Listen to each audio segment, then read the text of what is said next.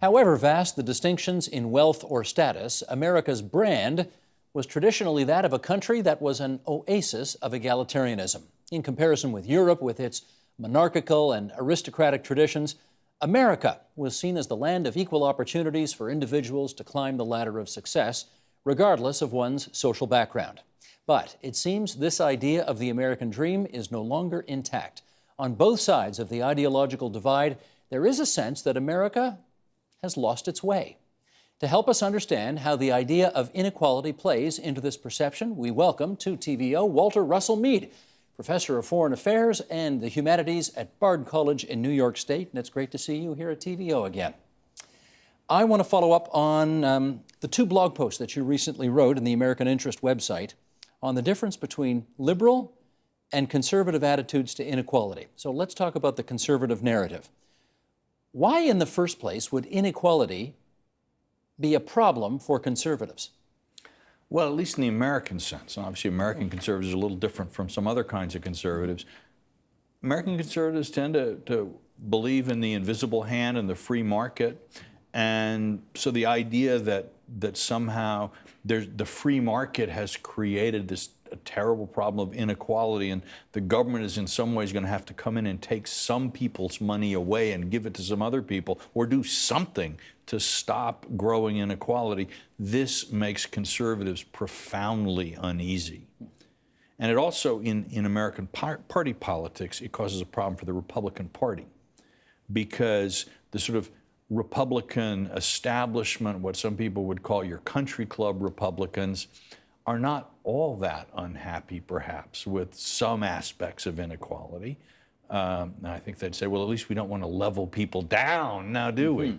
But your Tea Party Republicans and some of the populist Republicans see inequality as being the result of crony capitalism. In fact, precisely the cozy arrangements that a lot of country club Republicans like to have with government institutions and government policies. So it's an ugly problem for Republicans. We had not too long ago on this program a guy named Paul Somerville, who's a well-known Canadian economist on, I guess, the center-left of the spectrum, even though he's a former big bank Wall Street chief economist. And he actually put an interesting proposition forward that we should not actually fear inequality. We need inequality. We need people to want to strive to be better than the next guy, or where are we? Conservatives appreciate that view as well? I think so, and I think, I mean, I can't speak for conservatives necessarily, but I think the classical view, look, we could all be in North Korea where almost everybody is absolutely equal. Yes. And in fact, in one sense, the development of civilization is linked to the development of inequality. If we were all subsistence peasants scratching out a fragile living, one peasant wouldn't be that much richer than the other. It's only when you have cities and civilizations and so on that you begin to see differences in wealth. So there is a sense in which progress and inequality historically have gone together. And yet there are questions. I mean, do we really want to be, you know, some kind of society with a handful of wealthy plutocrats and the rest of us are grubbing around in the mud, you know? Well, I must confess that I think we have watched with some amazement from up here in Canada down at some of the Tea Party stuff we see in the United States on this issue. And you wrote, for example, voters tend to reject candidates whose proposals seek to bring the rigors of free market discipline to bear on difficult social issues, and yet we see Tea Party people with signs saying, keep your government hands off my Medicare, or don't steal from Medicare to support socialized medicine. It sounds like the invisible hand is even too invisible for conservatives to completely trust in it. Well, look, I think certainly in the United States, we have a very strong free market ideology, but we also all like getting money from the government. One thing to look, think about the 19th century in the era of hardy pioneers. One of the things that happened was that the United States passed a law saying, if you go live on a piece of land, you can have it. In other words, this was a way, we gave away tens of millions of acres of the public domain. Interestingly, we did this right after the Civil War when our national debt was at astronomical levels. And so the idea that that the assets of the federal government should be used to support the financial independence of the American middle class. That is one of our deepest political ideas. It doesn't necessarily fit comfortably with the love of free markets, which is also one of our deepest ideological ideas. And so the two, what can I say? The two sometimes clash and conflict. Americans, amazingly, are not always consistent. Well, we want you to be so we can understand you better, but I think it was in your piece that I read the Huey Long quote, the former governor of Louisiana, who said, if you aren't getting something for nothing, you're not getting your fair share. So explain this to me. How do you be, on the one hand, just, pioneering free enterprisers, and on the other hand, you want every dollar you can from government? Well, I think it comes down to what a lot of people forget is that for a chunk of Americans, they don't think of America as an ideological nation, a set of ideas. No, basically, America for them is a people. You think about the Scots-Irish settlers in the backwoods of the Appalachians in the Upper South, Andrew Jackson's political coalition in the 19th century. These are people who are, who kind of see there's a national folk community. And they think that it's perfectly natural and obvious and logical that the resources of the common government should go to the people. And what's a government for, in a sense, if not to help the people who then are willing to defend that government with their lives and so on and so forth. And this is an aspect of a very complicated American culture and political reality. I've written about these people in foreign policy as Jacksonians. They've got a very big domestic agenda as well. But Americans aren't the only people who have this sort of interesting thing. That there's been a lot of studies that say when societies are more ethnically homogenous, there's more support for social welfare systems and other forms of government payment, because you see the poor not as an other of a different color, a different culture, whatever, but it's one of you, and it's perfectly, and they need a helping hand. And I think in many countries around the world, there is a sense that it's totally appropriate for government money to go to support the people. But when it starts getting diverted from the people to immigrants or foreigners or any of these things, then you get then you get a very different reaction. Let me ask you again about the Tea Party, because do you think it's fair to say that Tea Party populism is the face of conservative egalitarianism? In a way, of conservative populism, certainly. Yeah. Again, a lot of American Republicans today are from the American South, the white South, and their fathers and grandfathers and grandparents in many cases were Democrats.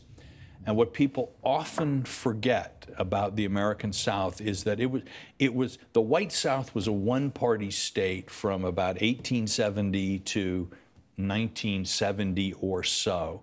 And then it sort of became a one-party system again, Republican rather than Democratic. But in both cases, there were two very different wings of this party.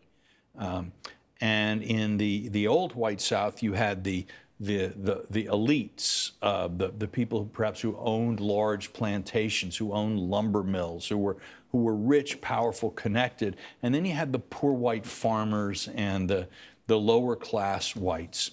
So you had a strong tension between populists and elitists, first within the Southern Democratic Party, and since the 1970s or so, now in the Southern and nationally Republican Party. And these splits can be as deep and as bitter as the splits between different political parties. There can be the same lack of trust, the same sense that the other side is just completely crazy and wrong. And I think some of the dynamics of Tea Party Republicans and establishment Republicans that we've seen in a number of places absolutely reflect these old divisions. Okay, we've looked at the conservative side of the equation. Let's look at the other side. Where would you point to in American history as the kind of fulcrum point where liberals thought America is no longer what I thought it was, and it's now lost its way? maybe the 1880s or 90s. That far back? Yeah. Well, you know, when you again think about if you think about American history, in the 19th century, America was much more equal than it became even in most of the 20th century. A majority of Americans lived on owner-occupied family farms, and you know, somebody might have had slightly better land than somebody else, maybe a little bit more land, whatever, or be a better farmer, but there was a basic equality of condition. But between about 1880 and 1930, what you saw is, for all kinds of reasons, these family farms were less and less economical. Farming became more mechanized. Price competition got tougher. A lot of people were forced off the farms into the industrial era.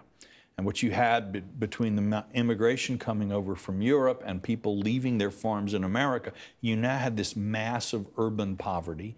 Plus, you had all the plutocrats of the Gilded Age, the Carnegies, the J.P. Morgans, the Rockefellers, who are rolling in billions of dollars, while in the urban slums, there are people who are starving and without any kind of a social welfare net. And it was out of this experience of inequality sort of appearing on this mass scale in a society where people had thought that equality was the norm. That's where a lot of what is now liberal political discourse in America has its roots.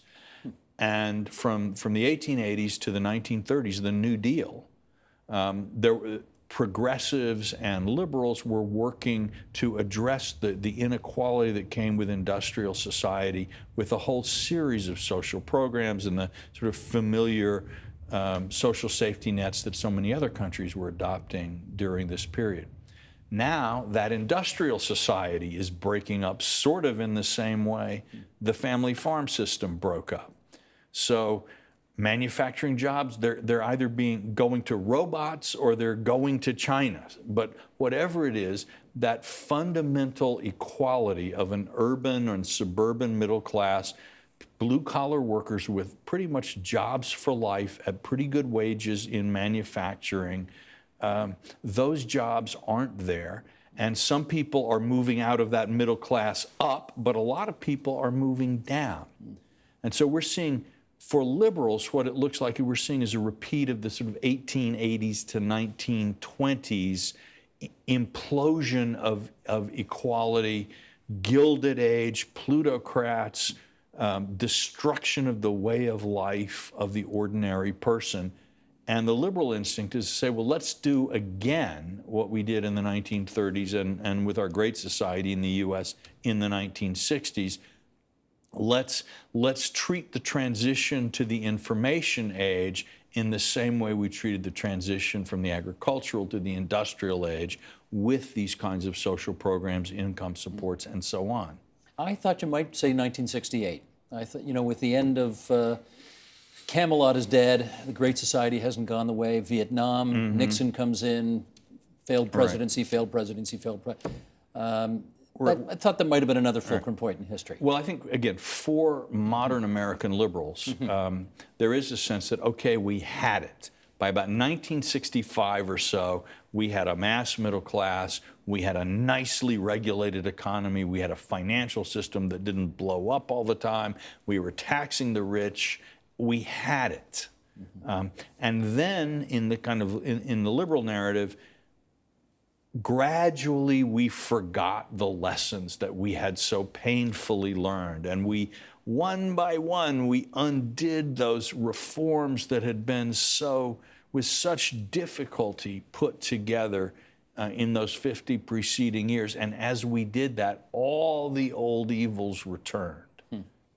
So that the liberals would say, we've forgotten the lessons of the 20th century, and so now we are repeating exactly the kind of financial instability, economic polarization that Americans saw in the 1880s and 90s and on forward. So what's the liberal narrative today when people are understandably distrustful of the big vision of politicians, when deficits are through the roof, and we have a population mostly not inclined to pay higher taxes in order to think of the next big thing?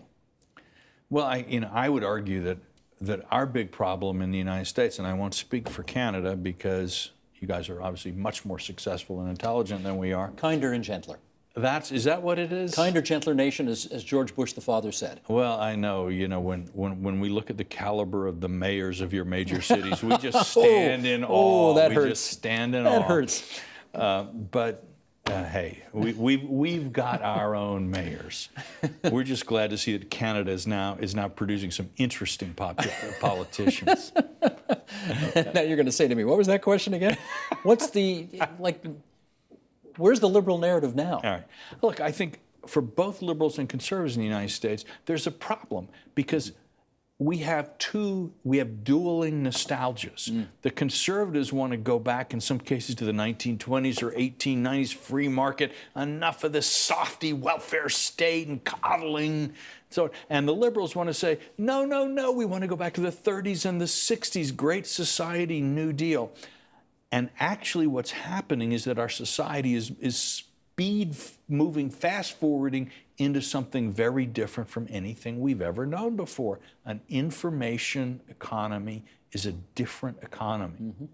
So we are moving into kind of a science fiction, we're moving at warp speed into this future, but the politicians have two dueling versions of a romanticized past that they want to guide us by. It's a problem.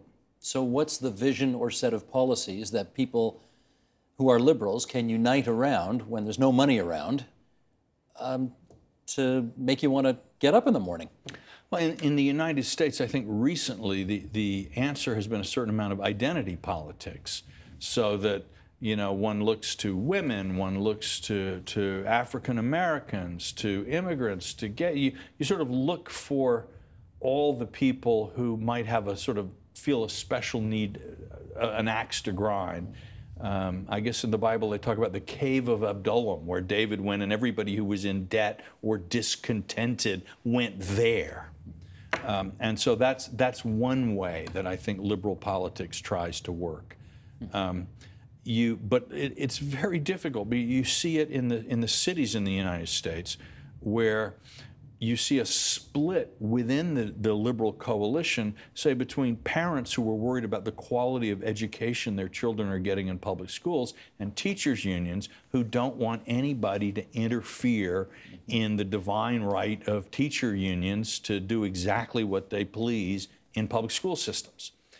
Or you have where we have in many cities, especially in California, but certainly not only in California, where cities are now facing the terrible dilemma: do we cut services to children, to old people living in the city now, in order to pay pensions to municipal workers of the past that weren't properly funded, or do we stiff the pensioners in order to provide services?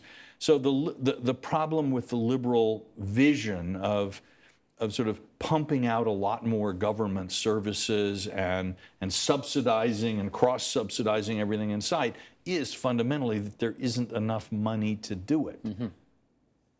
So you have, again, but as I said earlier, for the conservatives, the problem is everybody in the abstract, cut everything, take away, it's terrible, all these programs. Wait a minute, that's my program. Yes, indeed. So no, public opinion has not, as a nation, we don't really know how we want to cope, how we're going to cope with this transformation to an information age economy. Well, let's finish on this. Occupy Wall Street. Did it successfully, at least, set a new agenda for your country? I don't really think so. If you compare the Tea Party's impact on American politics with Occupy Wall Street's, I don't think there's really any doubt. And what's interesting is the media generally was trying to kind of whomp up, Occupy Wall Street and sort of, it's a turning point, it's this and that. And the Tea Party is sort of scorn and detestation. And yet the Tea Party, I think, has built a far more impressive and enduring political movement. One thing interesting about Occupy Wall Street that I think is very important, if you go back and you look at those demonstrations in New York, it's almost all white. New York City is a heavily minority city, and a lot of minorities in New York have deep concerns about the economic system and their place in it. But Occupy Wall Street as a movement was unable to connect with, in a sense, the ground troops for any serious political program that would come from the left in American cities. So the Tea Party, on the other hand, has never had a problem connecting with its potential base. Their candidates haven't done so well, but in some respects, the conventional Republican Party has moved over to meet them, right? Yeah, that's what I mean. And that's typically, I think, in democracies, and Canada, I think, it also works this way. Ideological ginger groups have a more impact by pulling the center in their direction than they do by sort of raising up new parties that go on and displace the old ones.